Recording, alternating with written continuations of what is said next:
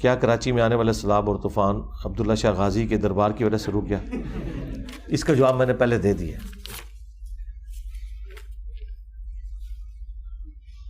کہاں سے طوفان رکا ہے یار؟ ہزاروں لوگ بے گھر ہوئے ہیں, کیچڑ ہے, کاروبار اجڑ گئے, جانوروں کی وہ ذلت کوئی نظر نہیں آ رہی. آپ کو ذلت اس وقت نظر آئے گی جب کراچی کی پوری 2-3 کروڑ کی آبادی برباد ہو جائے گی, پھر آپ کہیں گے کہ بربادی ہوئی ہے. وہ آپ کو ذلت نہیں نظر آئی جو کروڑوں روپیہ کی لوگوں کی املاک ضائع ہو گئی ہیں, یہ نہیں ہوئی ہیں. یہ کس بابے کی ذمہ داری تھی اس کو روکنا؟ ذرا کو بتائیں نا ہمیں. جی بچت ہوگی, کون سی بچت ہوئی ہے؟ وہ تو اس سے بڑی تباہی ہوگی تو پھر کہیں گے شکر ہے کراچی ڈوبیا, باقی پاکستان تے بچ گیا نا. ہاں, اس کا تو اینڈ ہی کوئی نہیں ہے. وہ بات کرنے والی کریں گے نا. آپ کوئی کتاب کیوں نہیں لکھتے تاکہ آنے والی نسلیں نے تو ہماری گزری ہوئی نسلوں نے قرآن نہیں ترجمے سے پڑھا. جنہوں نے اللہ کی کتاب نہیں پڑھی انہوں نے جنہیں کی کتاب پڑھنی ہے. کن خوابوں کی دنیا میں رہتے ہیں آپ لوگ؟ وہ اللہ کی کتاب نہیں کو پڑھتا, انجینئرنگ کی کتاب کس نے پڑھنی ہے؟ ویڈیوز ہیں وہ ماڈ جو کتابوں پہ سپر سیڈ کر جاتا ہے. خلافت و ملوکیت چند لوگوں نے پڑھی تھی تو مولویوں کو آگ لگ گئی تھی, لیکن آج خلافت و ملوکیت ایک بچہ بھی ڈسکس کر رہا ہے, ایک بڑا بھی ڈسکس کر رہا ہے. وہ اس کتاب کی وجہ سے نہیں ہوا, ہماری ویڈیوز کی برکت سے ہوا ہے. ٹھیک ہے, تو کتاب کی ضرورت نہیں. اگر کسی کو شوق ہے تو ہماری ویڈیوز کو لکھے, ہزاروں کتابیں شائع ہو جائیں گی. قربانی کا گوشت 3 حصوں میں تقسیم کرنا لازم ہے؟ پریفریبل ہے, لازم کوئی نہیں ہے, سب کا اتفاق ہے اس پہ. سورہ حج میں موجود ہے, خود بھی کھاؤ, غریبوں کو کھلاؤ, رشتہ داروں کو کھلاؤ. بہتر ہے کہ آپ کریں. میری آنکھ میں زخم ہو گیا, میری والدہ نے کہا کہ دربار پر جاؤ سلام. اور یار جا کے کسی آنکھ والے ڈاکٹر کو دکھائیں. ٹھیک ہے, باقی جو خود بخود بھی ٹھیک ہو جاتے ہیں وہ ظاہر ہر چیز کا ایک نیچرل پروسیس ہے, اس کے بعد اس نے ٹھیک ہی ہو جانا ہوتا ہے. ینگ ایج میں لوگوں کو چہرے کے اوپر دانے نکلتے ہیں, پھر وہ جا کے وہ جھاڑو چڑھاتے ہیں, وہ ہم نہ بھی چڑھائیں, انہوں نے اتر ہی جانا ہوتا ہے اپنے وقت کے اوپر, اس کے اوپر یہ معاملہ ہو جاتا ہے. ایسا کوئی مسئلہ نہیں ہے. بریلویوں کے امام کے پیچھے نماز جمعہ یا عام نماز ہو جائے گی؟ سارے اماموں کے پیچھے ہو جائے گی بھائی, نماز سب کے پیچھے پڑھیں, مسجدوں سے الگ نہیں ہونا. آپ کے مطابق مکتبہ اہل تشیع کی کتب حدیث میں موجود راویان حدیث میں اکثریت قابل اعتماد ہے کہ نہیں؟ اگر آپ کا جواب ہاں میں ہے تو آپ اپنے فرقہ بندی سے آزاد بیانات میں شیعہ ذخیرہ حدیث سے ہمیں کیوں؟ میں کرتا ہوں مستفید, کیوں نہیں کرتا؟ پہلی بات یاد رکھیں, میرا کرائٹیریا احادیث نہیں ہے عقیدے کا, ہمارا کرائٹیریا قرآن ہے, اور قرآن شیعہ کی بھی اتنی کتاب ہے جتنی سنیوں کی. یہ آپ لوگ مجھ پہ جھوٹا الزام لگاتے ہیں کہ میں شیعہ کتاب کا حوالہ نہیں دیتا ہوں. شیعہ کی کتاب قرآن ہے. شیعہ کی تو پورے کا پورا جو مسلک ہے وہ قرآن اور اہل بیت کے اوپر کھڑا ہوا ہے, یہ ذہن میں رکھیے گا. تو شیعہ کی کتاب سب سے اوپر ہم نے رکھی ہوئی ہے. یہ باقی یہ جو باتیں یہ بعد کی ہیں. آج بھی آپ دیکھیں میں نے پورا جواب قرآن کی آیات سے دیا نا, احادیث تو جسٹ سپورٹ کے طور پہ پیش کی ہیں. جب سنی شیعہ احادیث کامن ہے میجورٹی کیسز میں تو میں حوالے دیتا ہوں, حوالے وہاں دیتا ہوں جہاں پہ ضرورت پڑتی ہے. نہج البلاغہ میں بھی لکھا ہے میری وجہ سے 2 فرقے جہنم میں جائیں گے, میری محبت میں غلوف کر کے, میری دشمنی میں غلوف کر کے. یہ حدیث مسند احمد میں, مشکات کے اندر, فضائل صحابہ احمد بن حنبل کی کتاب میں بھی لکھی ہوئی ہے. تو چاہے میں ادھر سے پیش کر دوں ادھر سے کر دوں, ایک ہی بات ہے. اصل مقصد جو اس وقت ہے نا ہمارا وہ ہے عقیدے کی اصلاح, اور عقیدے کی اصلاح بخاری سے یا اصول الکافی سے نہیں کرنی. عقیدے کی اصلاح میرے بھائی قرآن سے ہوگی, اور ہمیں کوئی کتاب کسی سنی کی یا شیعہ کی, خواہ وہ کسی حدیث کی کتاب کی بات ہو رہی ہو یا کسی مولوی کی, وہ ہمیں مجبور نہیں کرتی کہ ہم قرآن کے خلاف کوئی عقیدہ رکھ لیں. ہمارے عقیدے کی بک قرآن ہے. انسانوں کی طرف سے جانوروں پر کیے جانے والے ظلم کو سہنے پر ان مظلوم جانوروں کو کیا اجر ملے گا؟ کیونکہ میرے ناقص علم کے مطابق اسلام تو یہی کہتا ہے کہ جانور نہ دوزخ میں جائیں گے اور نہ جنت میں. عرض یہ کہ انسانی ظلم سہنے پر, یہ ظلم تو آپ کہہ رہے ہیں نا, یہ ظلم ہے یا نہیں ہے اس کی ڈیفینیشن وہ جانور کریں گے جو اپنے رب کے ماننے والے ہیں. ان جانوروں کو پتا ہے کہ ہم انسانیت کی فلاح کے لیے پیدا ہوئے ہیں.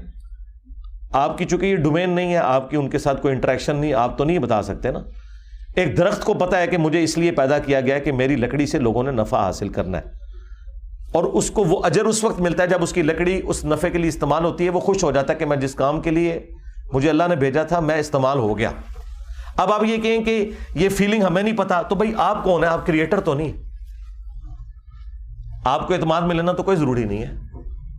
شکر ہے آپ نے یہ نہیں لکھ دیا کہ علی بھائی اللہ تعالیٰ سے بات کر کے ایک دفعہ پریگنینسی کی تکلیف سے باپ کو گزاریں اور ایک دفعہ ماں سے، یہ ہو سکتا ہے؟ مجھے بتائیں بھئی اللہ تعالیٰ نے ڈیسٹنی مقرر کی ہے کہ مرد نے معیشت کی تکلیف اٹھانی ہے اور عورت نے پریگنینسی کی. آپ کے نزدیک تو ہو سکتا ہے انصاف یہ بھی ہو کہ ایک دفعہ عورت پریگننٹ ہو اور اگلی دفعہ مرد پریگننٹ ہو. ہاں اور کیا ہے؟ تو اس طرح نہیں ہو سکتا، یہ ول آف گاڈ ہے. لا یسأل عما یفعل وہم یسألون. میں نے تو پھر بھی تھوڑا جواب دیا. قرآن تو کہتا ہے اللہ کو کوئی نہیں پوچھ سکتا اس نے یہ کیوں کیا، اللہ سب کو پوچھ سکتا ہے. باقی مسلم میں ایک حدیث ہے کہ اگر ایک سینگ والی بکری نے بغیر سینگ والی کو مارا، قیامت کے دن اسے بدلہ دلوایا جائے گا بس. باقی جنت ان کے لیے نہیں بنی ہوئی ہے، یہ انسان کے لیے بنائے گئے ہیں اور ان کا مقصد پورا ہو گیا. آپ کو جانوروں کا تو خیال آ گیا ہے، آپ کو بے جان چیزوں کا خیال نہیں آیا، ان اینٹوں کا، ان پتھروں کا، سیمنٹ کا، سریے کا، کہ جو جس گھر میں آپ رہے ہیں اس کا تو آپ کو کوئی خیال نہیں آیا. وہی تو اللہ کی مخلوق ہے، وہ انسان کے لیے بنی ہے. ادھر آپ کا دماغ نہیں جاتا کہ یار یہ اینٹ، مٹی، بجری، سریا، یہ چیزیں بھی تو انسان کے لیے استعمال ہو رہی ہیں، ان کو بھی جنت میں جانا چاہیے. آپ کہیں گے ان میں جان نہیں ہے، لیکن وہ آپ کی نظر میں جان نہیں ہے نا. فیلنگ تو ہر چیز کی ہے. قرآن میں ہے کہ کوئی ایک چیز بھی ایسی نہیں ہے جو اللہ کی حمد کے ساتھ تسبیح نہ کرتی ہو، لیکن تم ان کی تسبیحات کو سمجھ نہیں سکتے. ہاں بخاری میں حدیث ہے، عبداللہ ابن مسعود کہتے ہیں ہم حضور کے ساتھ جب کھانا کھاتے تھے ہم نے کئی بار نوالے سے اللہ کی تسبیح کی آواز سنی ہے. بخاری مسلم میں آیا کہ وہ ایک درخت جس کے ساتھ نبی علیہ السلام ٹیک لگا کے خطبہ دیتے تھے، جب آپ کے لیے ممبر تیار کیا گیا تو وہ چیخے مار کے رونے لگ پڑا. پھر حضور ممبر سے اترے، اس کو آ کے تسلی دی، تو جس طرح اونٹ کا بچہ ایک سسکیاں لیتے ہوئے خاموش ہو جاتا ہے وہ خاموش ہو گیا. اب وہ تو لکڑی کا ایک زندہ درخت نہیں تھا، مردہ تھا، تنا تھا. اس کی بھی فیلنگ ہے. تو فیلنگ تو ہر چیز کی ہے. قرآن میں اللہ تعالیٰ فرماتے ہیں کہ اللہ کو ہر روز کوئی نہ کوئی کام ہے. پھر اللہ فرماتا ہے کہ سورہ واقعہ میں کہ اللہ چاہتا تو میں ایسی جگہ پیدا کر دیتا جہاں کوئی علم نہیں. تو اللہ کو ہر روز کیا کام؟ کل یوم ہوا فی شأن. یہ ترجمہ ذرا آپ سے مس ہینڈل ہو گیا، یہ آسان فہم ترجمہ کر کے بیان کیا. کل یوم ہوا فی شأن، ہر روز اللہ تعالی کسی نہ کسی شان کے ذریعے ظاہر ہوتا ہے لوگوں پہ. اس کو یوں کریں ترجمے کو. کام بھی ظاہر ہے اللہ تعالیٰ، ہر کام اللہ ہی اس کی تدبیر فرماتا ہے، اور ظاہر ہے روزانہ نئے کام ہی ہوتے ہیں. جو کل کام ہو چکے آج کے دن نئے کام، بلکہ ہر لمحے میں نیا کام ہو رہا ہوتا ہے. دنیا میں جتنے بھی پلانٹس کے ساتھ معاملات چل رہے ہیں وہ سارے کے سارے نئے معاملات ہو رہے ہیں ہر روز. ایون آپ کو میں حیران کن بات بتاؤں، یہ جو ستارے آپ رات کو آسمان پہ دیکھتے ہیں، آپ کو پتہ ہے یہ اربوں سال پہلے ختم ہو چکے ہوئے ہیں. جو آج آپ دیکھ رہے ہیں یہ ختم ہو چکے ہوئے ہیں. چونکہ روشنی اب زمین پہ ان کی پہنچ رہی ہے نا، اس کی وجہ سے آپ کو یہ بھی دکھائی دے رہے ہیں. ان کو ختم ہوئے بھی اربوں سال گزر چکے ہیں اور ان کی جگہ نئے ستارے آ چکے ہیں. اور جو نئے ستارے وہ ہمیں نظر نہیں آتے، کیونکہ روشنی کی بھی بہرحال ایک سپیڈ تو ہے، اگرچہ بہت سپیڈ ہے، 3 لاکھ کلومیٹر ایک سیکنڈ میں، یعنی پورے زمین کا سرکمفرنس ہے 40,000 کلومیٹر. روشنی ایک سیکنڈ میں 7 چکر پورے زمین کے کاٹ سکتی ہے. اس کے باوجود ایسے ایسے ستارے ہیں کہ روشنی ملینز آف ایئرز تک ٹریول کرتی رہے تب بھی ان تک نہیں پہنچے گی. تو جب نہیں پہنچے گی، سورج کی روشنی 8 منٹ میں زمین پہ پہنچتی ہے، پھر ہمیں سورج نظر آتا ہے. تو جن ستاروں کی روشنی 8 لاکھ سال میں، 8 کروڑ سال میں، 8 ارب سال میں زمین پہ پہنچے گی، اور اس کے بعد وہ ستارے ختم ہو جاتے ہیں بلیک ہول میں جا کے. لہذا یہ جو آپ رات کو ستارے دیکھ رہے ہیں، آج آپ نے یہ تصور کرنا ہے یہ سب کے سب مر چکے ہوئے ہیں ستارے. آپ کو نظر اس لیے آ رہے ہیں کہ ان کی روشنی اب زمین پہ پہنچ رہی ہے. آپ پھر اللہ کی قدرت کا اندازہ کریں. وہ بلیک ہول والی میری ویڈیو دیکھ لیں تو آپ کو اندازہ ہو جائے گا. لو جی، آپ کا پورا تھدا میں نے ختم کر دیا. یہ دیکھ لیں، کوئی ایک پرچی ایسی نہیں ہے جو میرے پاس آئی ہو اور میں نے اسے پڑھ کے اس کا جواب نہ دیا ہو. کسی کی بھی پرچی ایسی نہیں ہے. اگر کسی کی پرچی ہے اور وہ ٹائم پہ آیا تھا تو مجھے بتائے، اور میں نے پرچی نہ پڑھی ہو تو مجھے وہ ہاتھ کھڑا کرے کہ اس کی پرچی میں نے نہیں پڑھی. رہ گیا تفصیلی جو بات، وہ ویڈیوز کے اندر ہے، میں نے ریفر کر دی ہیں.